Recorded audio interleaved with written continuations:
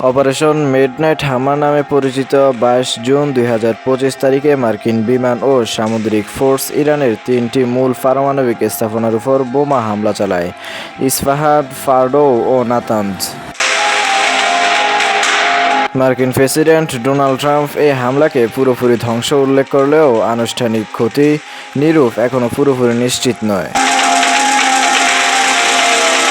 এরপরই 23 June Iran হামলার প্রতিশোধ স্বরূপ কাতারে অবস্থিত এআইইউডেড আমেরিকান সামরিক ঘাঁটিতে ক্ষেপণাস্ত্র চালিয়েছে। যদিও কাতারের বিমান প্রতিরক্ষা অধিকাংশ ধ্বংস করতে সক্ষম হয়েছে, তবুও এতে কোনো প্রাণহানি হয়নি। এই সিরিজের মধ্য দিয়ে ইরান ইসরায়েল যুক্তরাষ্ট্র সংঘাতের নতুন মাত্রা যুক্ত হলো এবং আন্তর্জাতিক রাজনীতিতে তীব্র উত্তেজনা তৈরি হলো।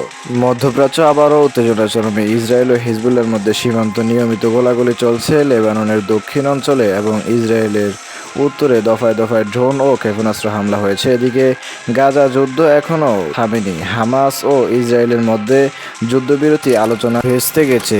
ইরানও চুপ নেই। তারা সিরিয়ার ভেতরে ইসরায়েলি অবস্থান লক্ষ্য করে তাদের মিত্রদের সক্রিয় করেছে, আর সৌদি আরব এবং কাতার নিজেদের অর্থনৈতিক ও কূটনৈতিক প্রভাব বাড়াতে ব্যস্ত।